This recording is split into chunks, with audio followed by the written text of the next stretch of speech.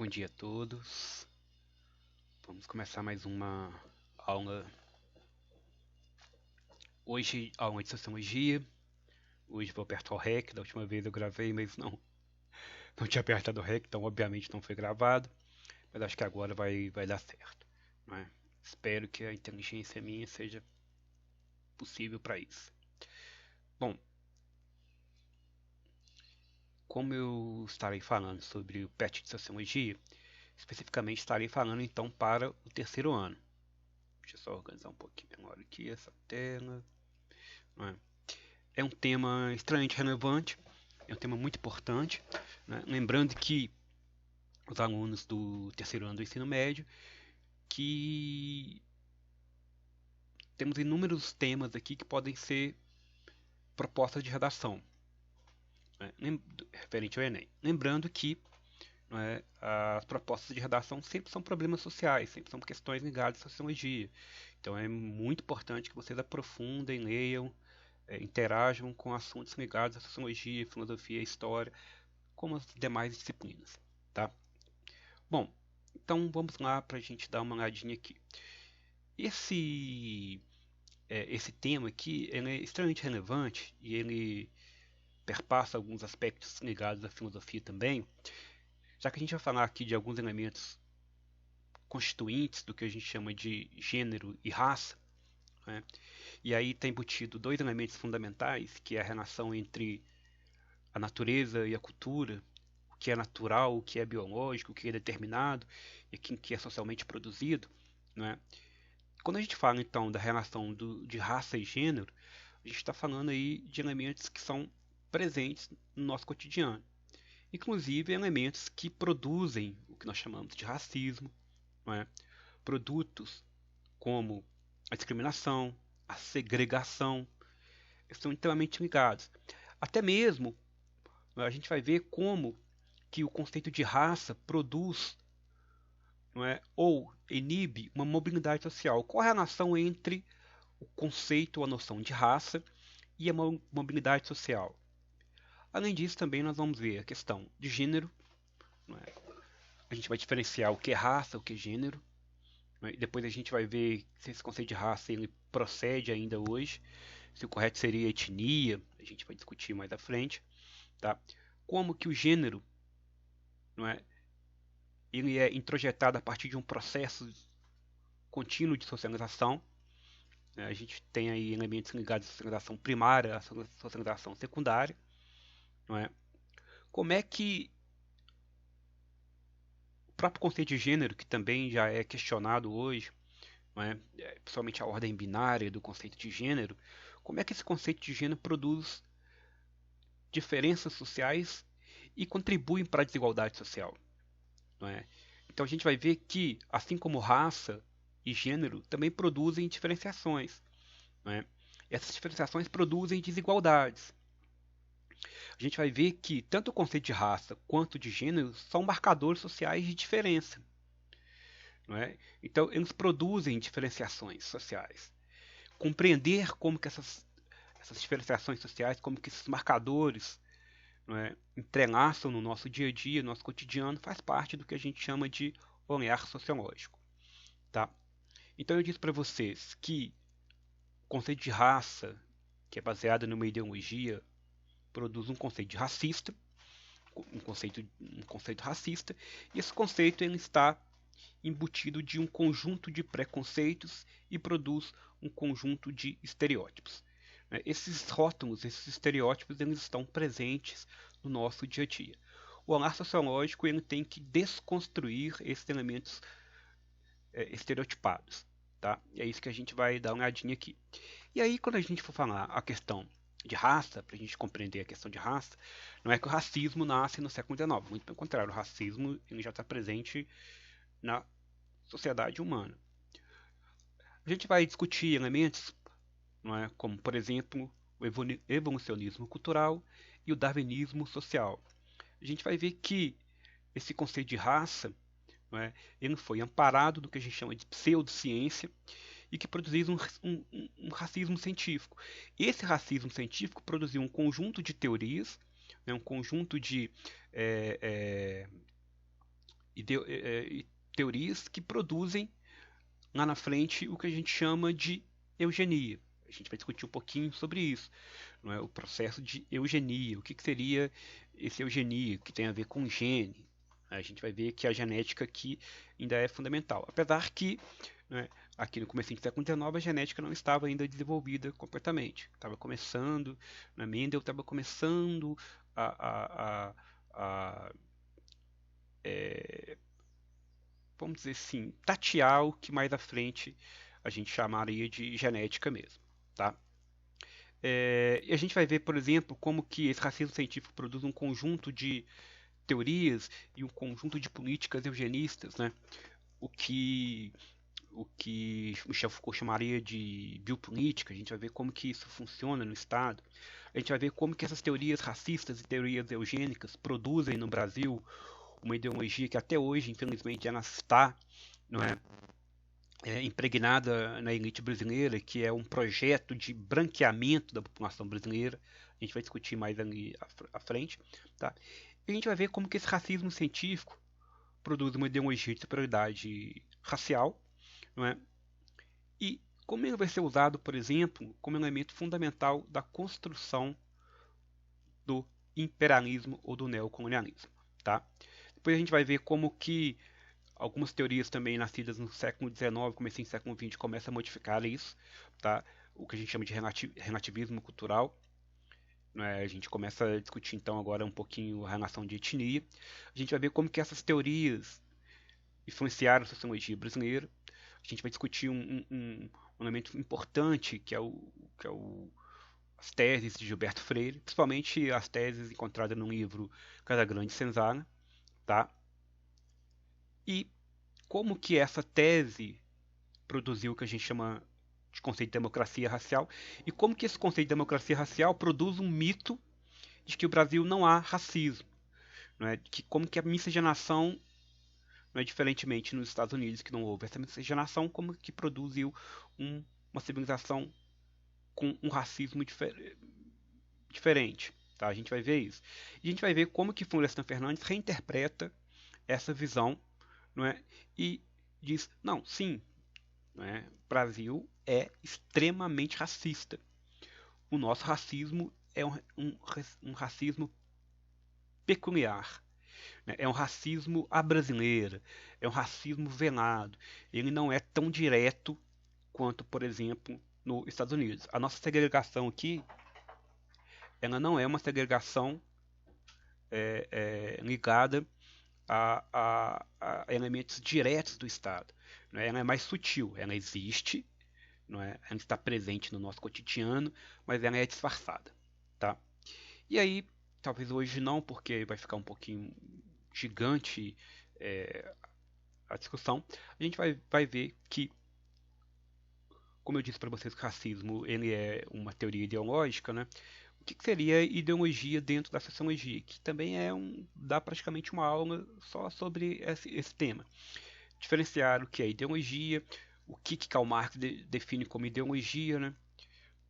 E uma revisão do marxismo a partir de Gramsci, do que ele chama também de ideologia. Essa mudança de ideologia como má consciência para ideologia como visão de mundo, em Karl Marx para Gramsci.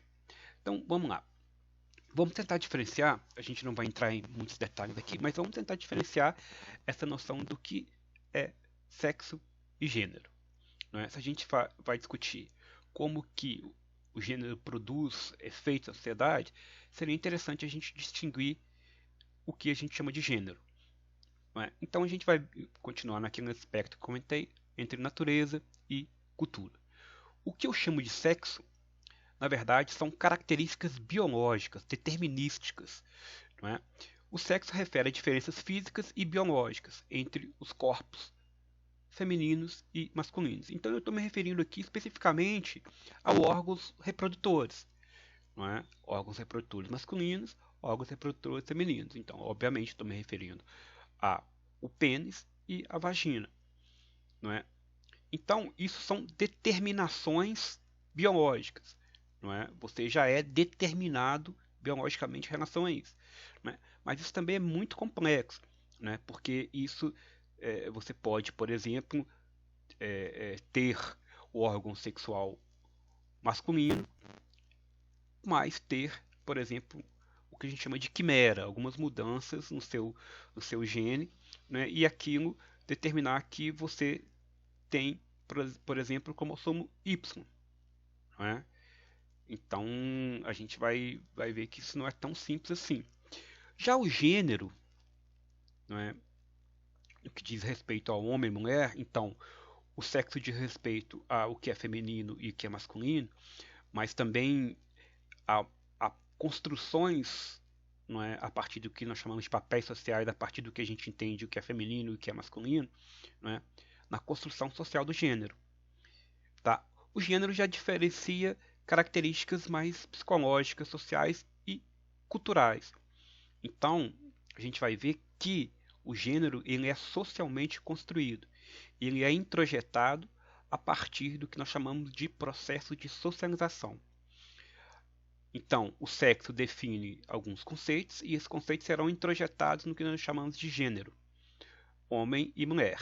Né? É nesse aspecto que a gente vai discutir alguns elementos, alguns pensadores, não é? Por exemplo, a questão do feminismo, perdão, não é? A gente vai ver um pouquinho mais à frente, tá? Então, enquanto o sexo diz respeito a características inatas, biológicas, não é? Então, eu estou falando do ponto de vista meramente programado, biológico, não é? O gênero diz respeito ao que nós entendemos desses papéis sociais. O que a partir do que eu entendo que são características femininas e características masculinas, que papéis sociais esses indivíduos ocuparão na sociedade? Então a gente vai ver que existe, por exemplo, uma divisão social do trabalho a partir de papéis sociais do que a gente define como homem e mulher, não é? A gente pode mapear isso historicamente, não é? Qual é a função social da mulher a partir da sua característica biológica sexual, seu órgão sexual masculino. Então, se você tem pênis, você pode trabalhar fora de casa. Se você tem vagina, você tem que trabalhar dentro de casa. Não é? Então, observem bem como que isso produz o que a gente chama de um conjunto de estereótipos. Tá? A gente vai ver um pouquinho mais à frente. Essa distinção é muito importante, pois as diferenças entre elas e eles não têm origem biológica, que a gente chama de mulher e homem, mas sim origem social e cultural. Então, entender como que essas diferenciações são socialmente construídas e por que elas são socialmente construídas é importantíssimo para a gente entender, por exemplo, algumas desigualdades. A gente chama de desigualdade de gênero. E como que essas desigualdades de gênero produzem desigualdades sociais e econômicas. Tá? Como vimos, o processo de socialização envolve o que nós chamamos de aprendizado. Não é? Então, a partir desse processo de socialização, a gente vai introjetar normas, não é? Valores, crenças, que são socialmente, culturalmente construídos. Tá? Isso começa a partir da primeira célula, que é a família, não é? E vai para níveis mais exteriores, como, por exemplo, a escola, a igreja, o Estado, não é? E é interessante que a gente vai ver que o que nós chamamos de identidade, ele não é algo que já está determinado biologicamente, mas ele é construído socialmente. Então, a cultura ou o meio aonde eu vivo tem um papel importante na construção da identidade de quem eu sou, tá? Então, a socialização dos gêneros acontece dentro desse processo de socialização. E é justamente aí que nasce o que nós chamamos de identidade de gênero. Por favor, a gente vai discutir agora. Não existe ideologia de gênero. Tá? Ideologia de gênero é uma, uma falácia construída por um grupo de conservadores que não admitem que nós somos socialmente construídos, né? Ou que apenas uma visão binária dos nossos órgãos sexuais definem a nossa essência. Né? A gente vai ver que isso não é verdade. Então, o que existe é uma identidade de gênero. Assim como a cultura, as crenças, as normas, os valores produzem uma identidade, o que eu entendo como ele e ela produz uma identidade de gênero. Só que isso varia de acordo com a história, de acordo com a cultura. Não é? Compreender isso é fundamental. Não é? Por exemplo, não é? Aonde o homossexualismo durante muito tempo foi tratado como doença, né? E aí a contribuição importantíssima de Michel Foucault para compreender essa construção social, não é? Hoje a gente entende que é uma questão de sexualidade, é uma questão de escolha, de identidade, tá?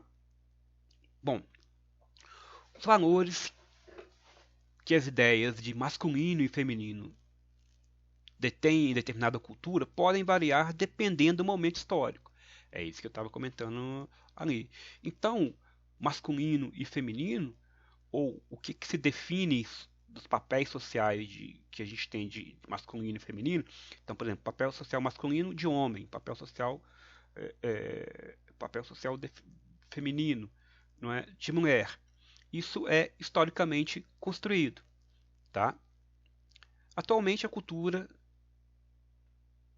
não é, de sociedades ocidentais como a nossa associa de forma geral, né, aí vem os valores, como masculino com a agressividade, a força, a racionalidade.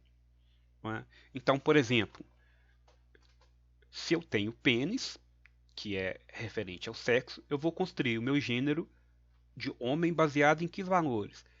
O homem é agressivo, o homem é mais forte que a mulher, né? O homem é mais apto à racionalidade, não é? Mas será que isso de fato é uma característica de espécie, não é? Assim como, por exemplo, não é? O que eu atribuo o feminino associa-se, por exemplo, à fragilidade, à docilidade, à passividade, à subordinação. Então, será que é verdade que homem não chora? Ou que se o homem chorar, isso altera a sua masculinidade, isso me torna feminino? Né? Ou se a mulher for forte, tiver musculosa, ela se transforma em homem? Quem definiu esses papéis? Quem definiu essas qualidades? Não é? Isso é escrito no meu DNA ou é uma construção cultural, não é? Definida, por exemplo, por algumas instituições, como o próprio Estado, a própria religião, a própria família? Não é? Por exemplo, será que é natural que as mulheres sejam passivas em relação aos homens? Elas devem uma subordinação aos homens pelo fato de elas terem o que chamamos de feminilidade? Feminilidade? Isso é algo que é inato, que já está na natureza? Ou isso é uma ideia, uma ideologia construída a partir de fenômenos sociais? Então, desnaturalizar aquilo que para a gente era natural, né, ou seja, compreender o que é natural e o que é socialmente construído é fundamental para a sociologia. É porque a gente acredita que algo que são naturais, ou seja, sempre foi assim, vai ser assim para sempre, na verdade são socialmente construídos. Eles variam de cultura para cultura, tá? Então, voltando aqui. Né? Ao analisar nossa sociedade, considerando o gênero, né, este marcador social ajuda então a perceber que há uma desigualdade de oportunidade baseado na forma como a nossa cultura entende o que é ser homem e o que é ser mulher. Ah, já que o homem tem características mais de força, né, então a mulher não pode trabalhar, por exemplo, como pedreira.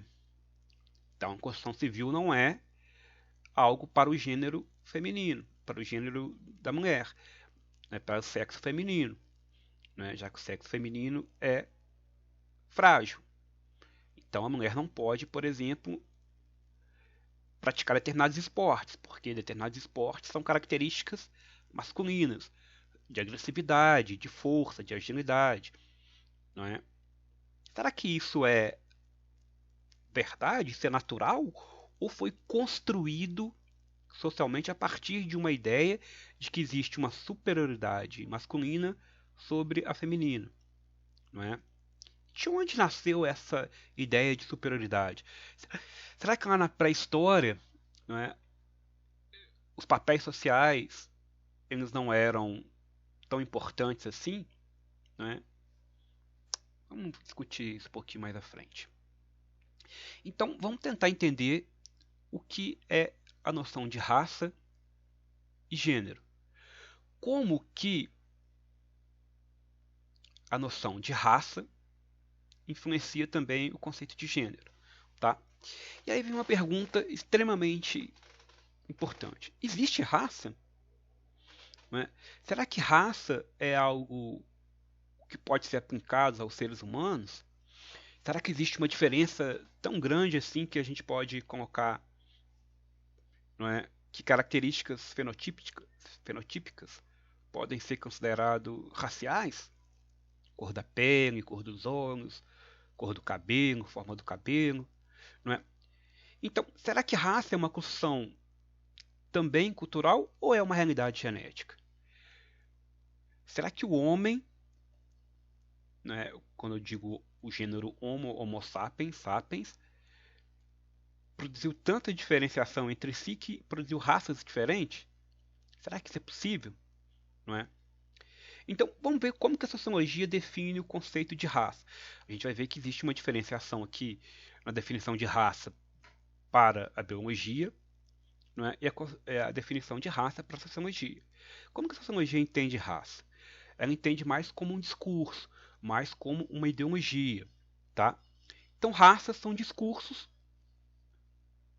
sobre a origem de determinados grupos que têm a função de produzir aquelas diferenciações. Então, raças são discursos sobre a origem de determinados grupos que usam termos que remetem à transmissão de traços fenotípicos associados a qualidades morais, intelectuais e psicológicas. Não é? E aí, acredita-se que isso tem a ver com sangue. Não é? Ou seja, a sociologia toma o conceito como um discurso ou uma criação social. Então, não existe raça humana. Ou não existe diferenciação racial entre os seres humanos. Isso é um discurso, a gente vai ver que esse discurso ele foi extremamente importante no século XIX para o que nós chamamos de neocolonialismo ou imperialismo, não é? E ele foi embasado por um conjunto de teorias pseudocientíficas que tinha como finalidade produzir, não é, e legitimar o que a gente chama de uma hierarquia, não é? E essa hierarquia diz respeito a juízo de valores sobre cada ser humano. Então, há seres humanos mais valorizados ou mais valorativamente positivos do que outros, tá? E aí, vamos voltar um pouquinho na história. O conceito de raça remonta ao século XIX. Então, a gente está falando ali, não é, do período da segunda Revolução Industrial, né, quando há a junção entre o capital bancário e o capital industrial. Mais do que isso, quando há a junção entre o capital e a produção científica. Tá? Essa visão amplamente difundida no século XIX, ela foi influenciada por teorias científicas que foram deturpadas, que é a ideia da teoria da seleção natural de Darwin. Não é? Então a gente vai ver que teorias científicas, biológicas, serão aplicadas às ciências sociais, produzindo o que nós chamamos de determinismo biológico. e que definirá o que a gente chama de determinismo social, tá? Então, a gente vai ver teorias que foram deturpadas ou foram adaptadas para justificar um conjunto de ideologias expansionistas, mercadológicas, né, capitalistas, tá? Só que olha só que interessante. Hoje a ciência, né, a partir do momento que nós descobrimos o que é o DNA, o que é o genoma humano, não é? O que seria essa cadeia de informação, nós descobrimos que, não é, apenas 5% da variação genômica humana ocorre entre as chamadas raças, ou o mais correto seria etnias, né? Ou seja, 0,01% do genoma humano é que produz a nossa individualidade. As diferenças, isso são diferenças biológicas, não culturais, não é? Se você pegar, por exemplo, espécies de ancestralidade comum, como o chimpanzé, a gente vai ver que 98% do genoma desse animal ele é idêntico a gente, não é? Esses 2% é que faz toda a diferença. Desses 2%, 0,01% é que define a nossa individualidade. Mas quando você pega aí cadeias de DNA, né, a gente vai ver que são bilhões, né, e bilhões de sequências, não é, que define a vida na Terra, não é? Então, o conceito de raça produz o que a gente chama de racismo, tá? O que é o racismo?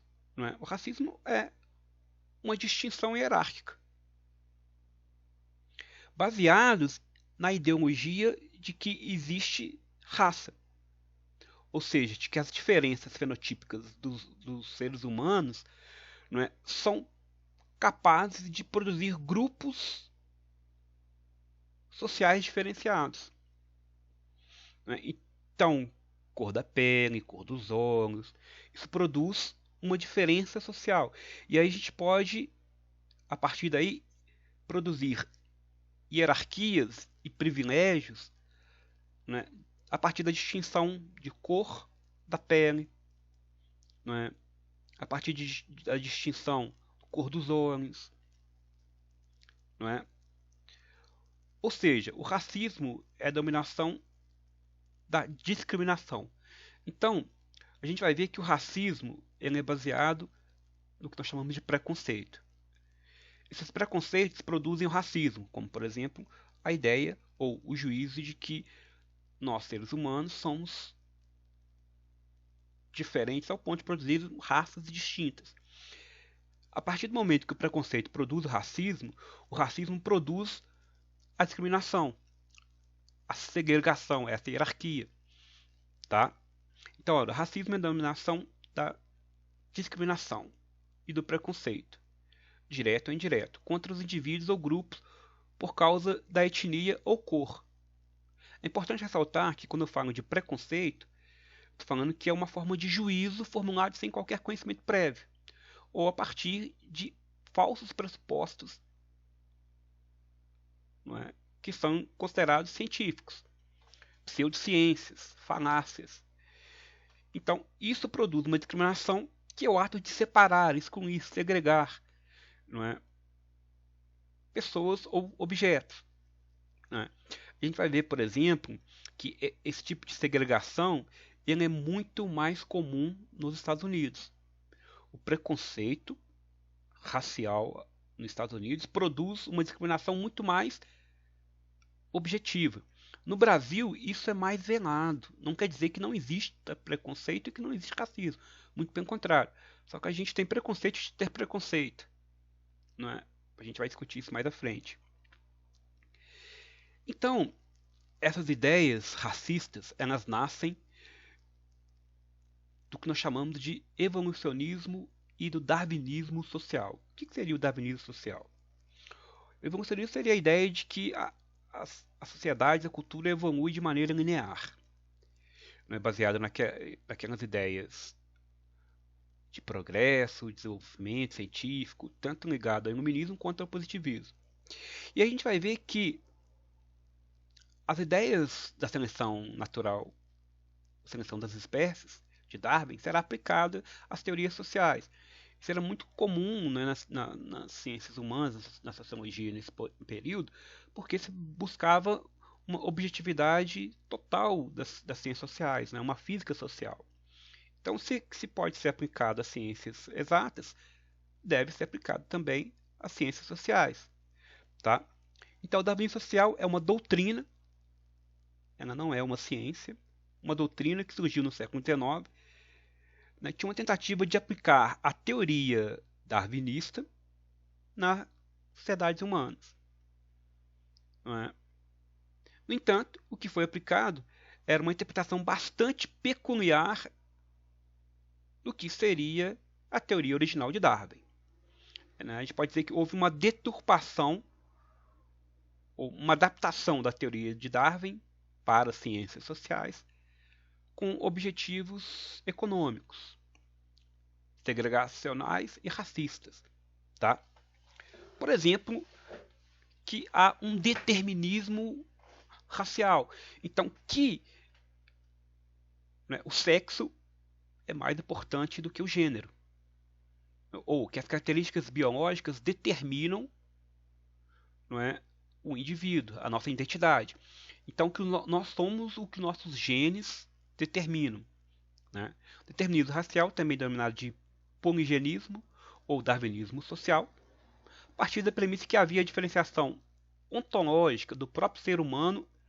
Não é? Então, o negro tem um ser diferente de um branco, considerados das espécies biológicas distintas e imutáveis, né? Existindo entre elas a mesma distância que na natureza existia entre o jumento e o cavalo. Então, eram raças distintas. Não é? Então, até o cruzamento entre essas raças não é, seriam desencorajados. Inclusive, a gente vai ver que, não é, a partir dessas ideologias raciais, não é, produz-se um conjunto de políticas de Estado. Não é? Como, por exemplo, a gente vai ver a política do embranquecimento baseado numa eugenia, num melhoramento da raça humana. Tá? Então, para esses teóricos, havia assim, um hibridismo, né? Tal como a mula é híbrida, porque é uma mistura de duas raças distintas e é estéril, né?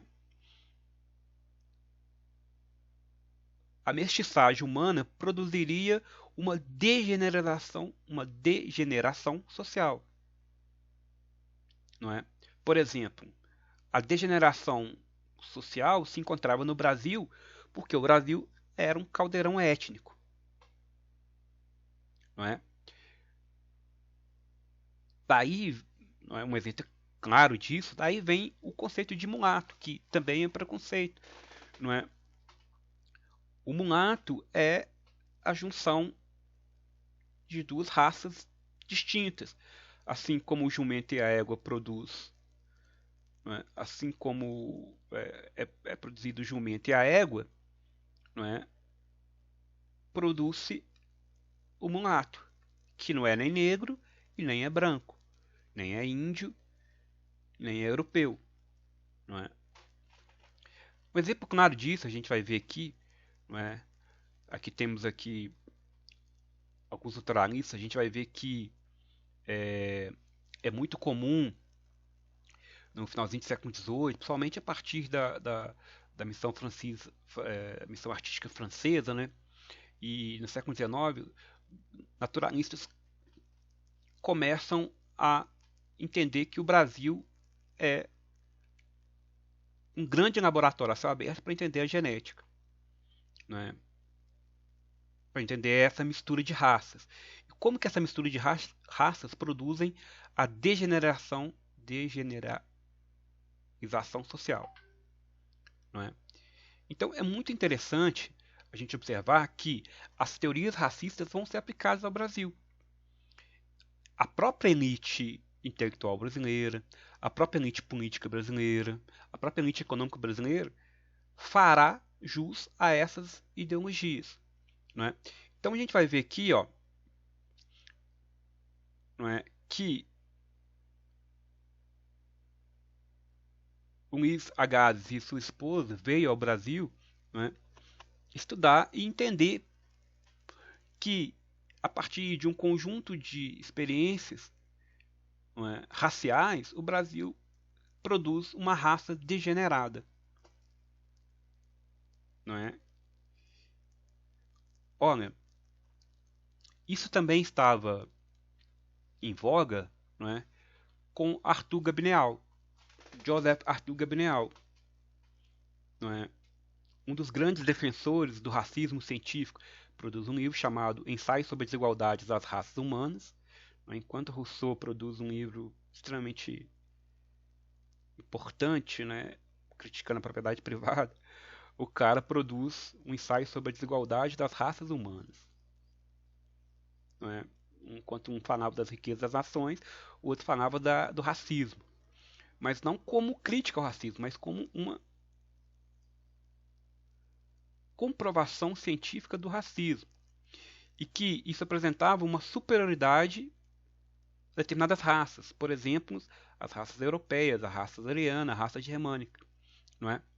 Ao contrário da raça latina, que era uma vira-lata, que é da mistura racial que produz uma degeneração da sociedade, né, de valores degenerados. A gente vai ver que mais à frente isso é entendido como impureza, não é entendido como algo que tem que ser combatido, exterminado.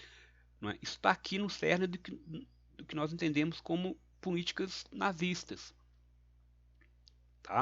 A gente vai ver que o nazismo, não é, está lá na primeira metade do século XX, né? A gente vai ver que grande parte das ideias nazistas nascem no século XIX. Superioridade racial, não é? Pureza racial, não é? Exterminar genes mal nascidos, pessoas mal nascidas. Então, negros, homossexuais, judeus, são todos elementos nocivos e produtores da degeneração social. Não é? Ora, uma ideia central, entendida no darwinismo social, é que havia um progresso. Não é? Esse progresso ele era determinado por características raciais positivas, como, por exemplo, a cor da pele branca. Isso foi embutido nas ciências sociais a partir, não é, do Sr. Herbert Spencer, não é? Pegando as ideias do positivismo, não é, de que a ciência determina a realidade, não é? Então a realidade social também é uma realidade racial, adaptando aquele conceito do darwinismo social à sobrevivência dos mais aptos. Quem são os mais aptos? São aqueles que são biologicamente mais preparados para isso. Não é? A gente vai ver que aqui no século XVIII o iluminismo entende a cultura como uma linha evolutiva, algo progressivo. Então, aqueles que começaram lá atrás teriam culturas inferiores. E aqueles que estão em desenvolvimento. Então, por exemplo, o desenvolvimento material, o desenvolvimento econômico, não é? O progresso tecnológico define a superioridade cultural. Não é à toa que esse progresso ou essa superioridade cultural se encontra na Europa. Não é? Não só na Europa, mas com exclusividade da Europa, os países europeus e, não é, no caso dos Estados Unidos. Misture isso com um pouco de fanatismo religioso e nacionalismo, você vai ter a Segunda Guerra Mundial, a Primeira e a Segunda Guerra Mundial. Não é? A gente comenta aqui, ó. O Darwin Social, que foi uma propaganda, né, afirmavam que havia competição entre os indivíduos e sociedades, assim como há nos animais, não é? E que os mais adaptados, quem seriam os mais adaptados? Aqueles que tinham a raça superior, os brancos, não é? Venceriam, obviamente, por uma questão determinística, venceriam e sobreporiam aqueles que eram impuros ou degenerados, que eram quem? Os negros, os mestiços, não é? Então, vocês vão perceber que isso vai servir de justificativa, por exemplo, para que os europeus invadam a África e a Ásia, não é? Vocês vão ver que isso vai servir de justificativa para que multinacionais, empresas capitalistas controlem recursos naturais daqueles países que não têm uma raça superior. Por exemplo, Tesla pode controlar recursos naturais da Colômbia, por exemplo. É natural, não é? Então, havia uma noção básica de que o darwinismo social, não é, era nada mais que fruto do progresso das raças brancas. Então, havia um determinismo. Então, a gente vai ver como que isso vai influenciar, por exemplo, não é, o imperialismo norte-americano, não é, o que a gente chama de destino manifesto. Não é? Assim como há um destino manifesto dos americanos de expandirem para o oeste, há um destino manifesto determinístico de que as raças superiores, entenda-se aí brancos europeus, caucasianos, controlem todo mundo. Mas a gente viu que não existe raça quando olhamos para a espécie humana, não é? Esse é um conceito que não procede à biologia, não procede ao estudo da genética, do DNA, tá? Mesmo porque ali Darwin não sabia.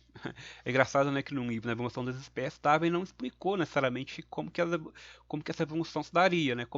É claro que é através da seleção natural, mas como que as características iriam passando, ele não explica isso, não é? Porque ele não conhecia ainda o DNA, não é? Mendel vai ter um papel muito importante sobre isso. E aí então a gente vai ver a justificativa. Então a gente vai ver que o darwinismo social produz uma justificativa para o controle de outras nações, não é? Cria-se aí a ideia da missão civilizadora. O que seria então a civilização? A civilização seria, né, o ápice do progresso cultural material dos europeus, que são mais adaptados, mais evoluídos, são superiores, são puros. Por isso, produziria naturalmente, deterministicamente, uma superioridade do homem branco europeu sobre os demais viventes na Terra, principalmente sobre os africanos, sobre os indianos e sobre os chineses. Tem um filme muito o homem que calculou o infinito, não, esqueci agora. Eles falam de um matemático indiano chamado Ramanujan. Esse Ramanujan, ele é considerado um gênio da matemática, não é? E ele vai para a Inglaterra, não é? Ao chegar na Inglaterra, você vê como que há toda uma discriminação, há todo um racismo, não é? Porque ele veio de uma colônia inglesa, que era a Índia. A Índia se torna colônia inglesa, não é? Então, isso mostra que, mesmo a gente sabendo que a Índia tem uma cultura milenar, assim como a África é o berço da civilização humana, né? Assim como a China não é? Se você comparar essas nações, não é, com a história da Europa, é praticamente insignificante, não é? Os chineses, os africanos, os indianos, compara o Egito, não é? A cultura egípcia, por exemplo, não é? Mas essa ideia de progresso produz essa visão errônea, não é? Então, caberia, era o fardo do homem branco, né? Então, caberia ao homem branco superior levar a civilização a esses coitados aí atrasados, impuros, não é? Olha pra você ver que coisa linda, né? Do mesmo jeito que no século XX a democracia se torna, não é, um discurso ideológico, não é? Por exemplo, os americanos vão levar a democracia a vários locais, principalmente aqueles que são produtores de petróleo, aqueles que têm recursos naturais extremamente vantajosos, não é? Oriente Médio, por exemplo. Mas você não vê isso acontecer na África. Você não vê os Estados Unidos levar democracia para a África. Será por quê? Não é? Então cabe agora. Eles não querem, é um fardo que a natureza, que a divindade atribuiu a esses seres superiores, né? Olha só, a França levando a civilização, não é? Olha pra você ver que coisa bonita chegando na África, na Índia, não é? Olha pra você ver o moço beijando, não é? A República, a Liberdade francesa, com seu cornucópio rico, não é? Olha, o progresso, a civilização, não é? Tem que ser levado a esses boçais, não é? A esses exóticos. Isso aqui é algo até inimaginável, né? Os americanos tinham, assim como os ingleses, né? Os americanos tinham a ideia, por exemplo, de deportar todos os negros, não é, da América para a África, devolvendo. Qual ideologia? Temos que devolvê-los para suas terras natais. Nada, é uma limpeza étnica, é uma limpeza racial, tá? Depois dá uma olhadinha lá, por exemplo, o que aconteceu, não é, no Congo, o que a Bélgica, não é, produziu no Congo, o desastre humanitário, tá? Então, resumindo, a questão racial produz o darwinismo social produz baseado no conceito de evolucionismo, ou seja, é uma evolução natural, não é, das sociedades europeias. Por isso cabe, não é, o homem branco levar a civilização a esses locais. Então, assim como existe a lei da gravitação universal, é natural a existência da superioridade da raça branca. Isso foi determinado pela biologia, não é? Por isso que é muito comum a gente ver o que a gente chama de etnocentrismo, essa ideia da superioridade cultural, não é, europeia sobre as demais. Isso produz, por exemplo, o que já chamamos de xenofobismo. Né? Por exemplo, eu falei de vocês do Ramanuja, o que o Ramanuja sofreu é o xenofobismo, que é uma espécie de discriminação. Não é? E aí a cultura evoluída europeia é contraposta às culturas exóticas. E aí a gente vai entrar num sistema de purificação das raças. Não é? Um exemplo claro que a gente tem aqui, por exemplo, a ideia do fardo do homem branco, né?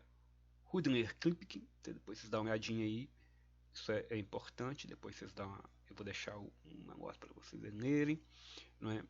Então agora cabe ao homem branco, né, o fardo de purificar, limpar essa bagunça genética do hibridismo, não é? Isso é o cerne da eugenia, né? Da pureza a partir da apuração das raças, tá?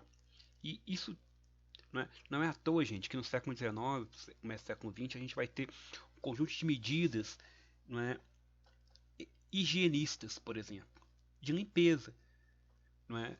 Isso vai acontecer, por exemplo, no Rio de Janeiro, capital do Brasil, não é? A gente vai ver isso acontecendo, né? Com Pereira Passos, Bota Abaixo, não é? O surgimento das favelas no Rio de Janeiro. Não é? Olha para você ver como que o racismo estava estruturado.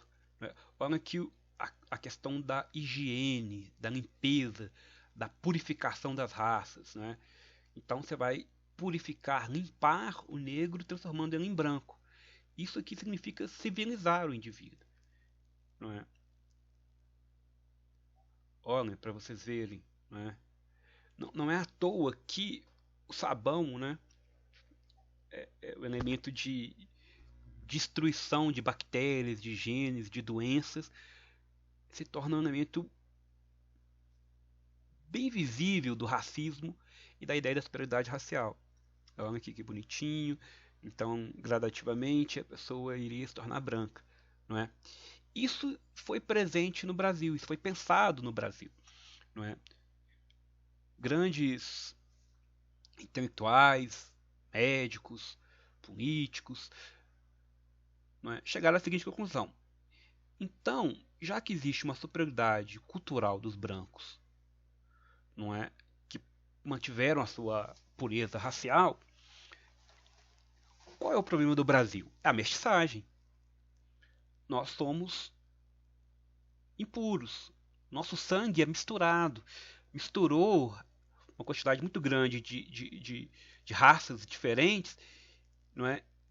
E isso produziu o vira-lata. O brasileiro é o vira-lata, não é?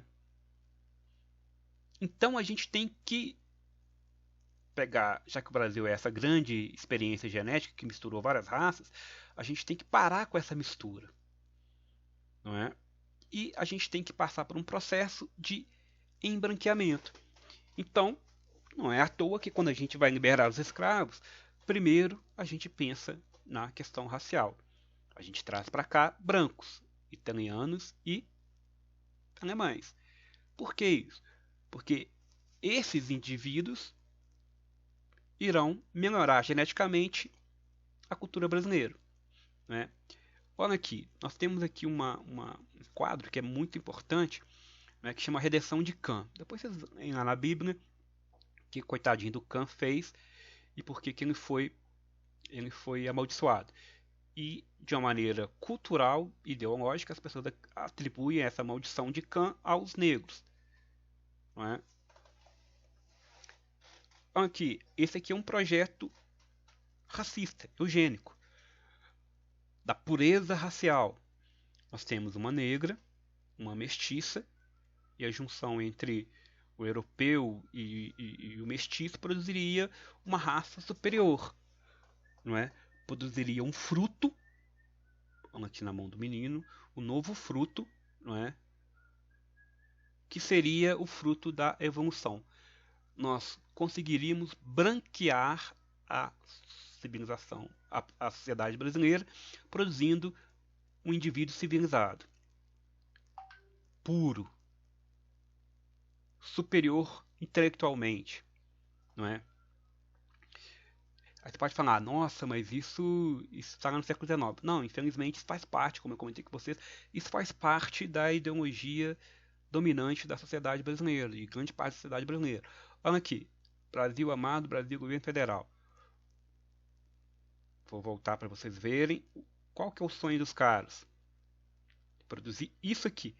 Será que esses indivíduos representam toda a gama da sociedade brasileira? Qual que é o número de negros no Brasil? Eles estão representados aqui? Estão representados no cinema, na televisão, nos empregos de alto escalão, no judiciário, por exemplo? Não é? Por que não? Será que existe um racismo estrutural no Brasil? Não é? Olha aqui, eu não sei porquê, mas acho que é por causa da questão da higiene. Olha aqui, não é? é sabão, né? Sabão é um negócio perigosíssimo, né? Eu morro de medo de. Por isso que eu tomo um pouco banho. Não tomo muito banho, que senão eu vou me tornar branquelo, não é? E não existe racismo inverso, não. Reverso, não. Tá? Olha aqui, ó. Imaginem vocês usando Dove. Você começaria assim, usaria Dove. Olha que maravilha. Você chegaria assim, não é? Então, você iria evoluindo. São propagandas recentes. Percebam como que essa ideologia racista, baseado numa pseudociência, numa deturpação do darwinismo social, ainda está presente, ainda faz parte da ideologia da classe dominante brasileira. Olha que interessante essa propaganda aqui. Essa aqui do governo federal deve ter uns 2 anos. Olha que legal. Nós temos uma mulher linda aqui, linda, linda, linda, não é? Que vai entrar na faculdade. E a partir do momento que ela entra na faculdade, ela vai adquirir conhecimento, cultura. E aí, quando ela forma, ela se torna branca. Quando ela conquista o diploma, né, acontece aquele desejo latente, não é, dos grandes pensadores do século XIX, que é o branqueamento. Ela deixa de ser negra e se torna uma mulher branca com diploma. Que legal, né? Então você não é mais um ser inferior, porque você adquiriu cultura. Você é um ser civilizado. Você agora faz parte da cultura superior. E negro faz parte da cultura inferior, não é? Percebam como que essas coisas são sutis. Elas são estruturadas de maneira sutis. Não é à toa que a semiologia é uma área importantíssima. Então, está ficando muito longo, né, para a gente fechar aqui. A gente tem o conceito de eugenia. Né? O que é eugenia? Eugenia, não é, vem de bons, genes bons. Não é? A gente vai ver aqui o Francis Galton, não é? Se não me engano, acho que ele é primo do Darwin, se não me engano, não é? Produziu a ideia de que a palavra genia vem do grego eu, bem, bom, não é? Genia, evolução. Então, seria o gene bom que produz a superioridade, não é? O que seria a eugenia? Seria um projeto de melhoramento da raça humana. Não é? Isso está tanto presente nos Estados Unidos como, por exemplo, na Alemanha. A gente vai ver que, por exemplo, os alemães, né, os nazistas, produzirão o que a gente chama de leis de Nuremberg. O que seriam essas leis? São leis de supremacia racial. Não é? Daquele mesmo indivíduo que estava lá no Congresso, que fez, não é, símbolos racistas. Não é? Que, olha a ideia desses caras. Vamos eliminar os inferiores. Quem são os inferiores? São aqueles, por exemplo, que têm problemas genéticos. E aí a eutanásia seria uma espécie, uma política de Estado que tinha como finalidade o melhoramento dos indivíduos. Seria purificar os indivíduos. Do mesmo jeito que você extermina um vírus com a vacina, a eutanásia eliminaria esses maus genes. Então esses indivíduos não passariam mais para frente, não é? A Alemanha foi expert nesse processo, mas não é só a Alemanha, né? Isso aqui é dos Estados Unidos, não é? A cegonha negra. O que seria isso? Não é? Uma política aonde, não é, evitaria, por exemplo, o cruzamento de brancos com negros, não é? Porque isso aqui dá uma degeneração social, moral, política, econômica, atraso econômico. Não é? Tinha-se concursos de eugenia, quem é a menor representante da espécie branca, não é? Foi criado até uma loucura que a gente chama de frenologia. O que seria a frenologia? Baseada nessa pseudociência, não é?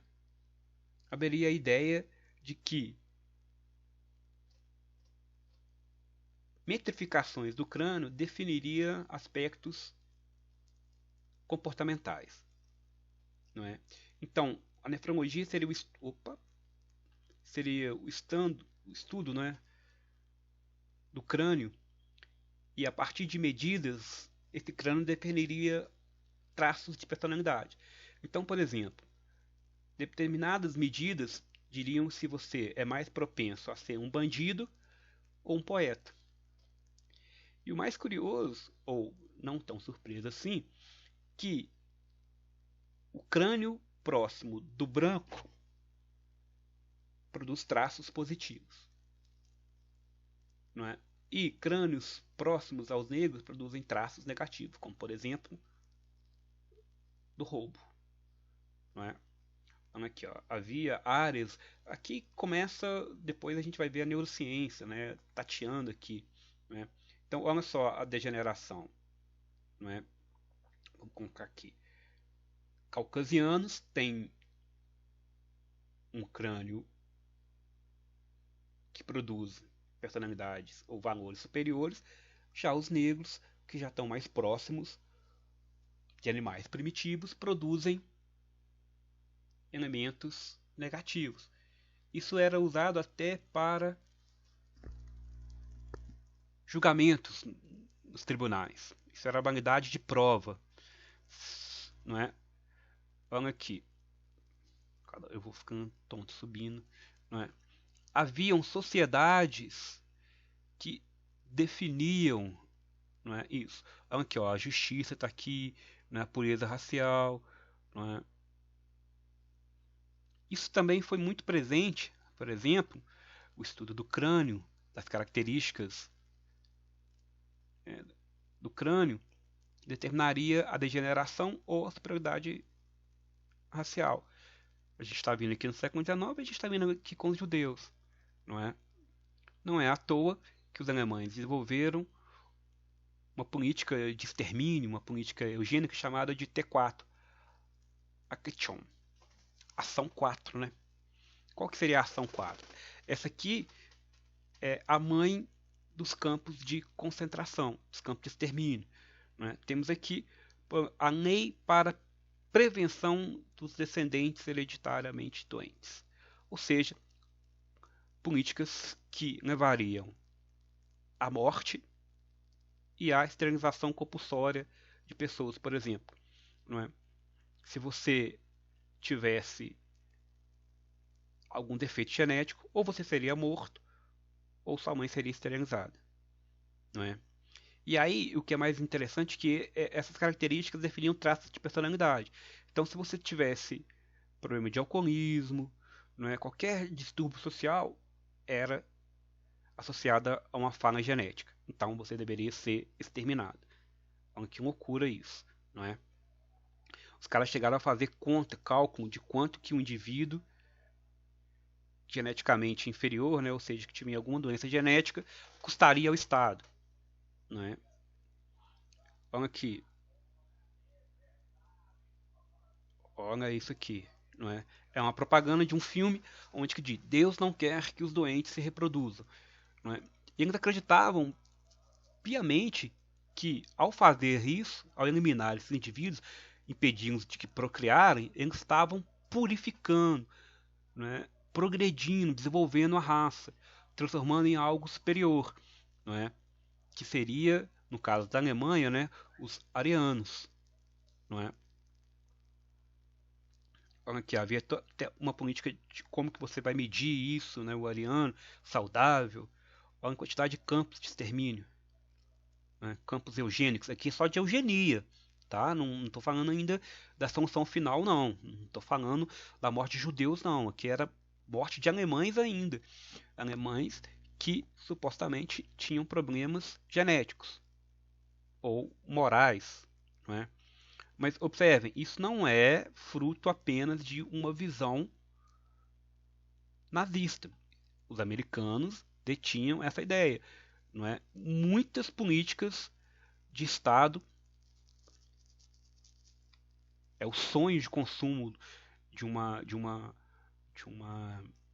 mentalidade, né, aí de um grupo aí aristocrata burguesa de fazer isso, não é? Impedir que os pobres se reproduzam, Não é à toa que, por exemplo, os alemães vão considerar os judeus como ratos, transmissores de doenças, não é? Bom, essa aqui é uma visão muito interessante do antropólogo Levi Strauss, onde ele fala qual é o erro dessas ideologias racistas. Né? O pecado original da antropologia evolucionista, né, consiste na confusão entre a noção puramente biológica, lembra lá quando discutiu sexo e raça, né, biológica de raça, supondo-se que essa noção pudesse pretender objetivamente o que a genética moderna contesta, né? E os produtos sociológicos e psicológicos das culturas humanas. Então, você confundir aquilo que é socialmente, culturalmente produzido como leis universais naturais, não é? Que é o conceito falso de raça. Aqui tem algumas ideias básicas, depois a gente discute mais um pouquinho sobre isso, tá? É, depois a gente conversa mais sobre o Gilberto Freire e o Florestan Fernandes. Beleza? Um abraço para vocês, porque senão já está muito longo. Espero que todos tenham bem. Fique com Deus. Depois a gente discute um pouquinho mais.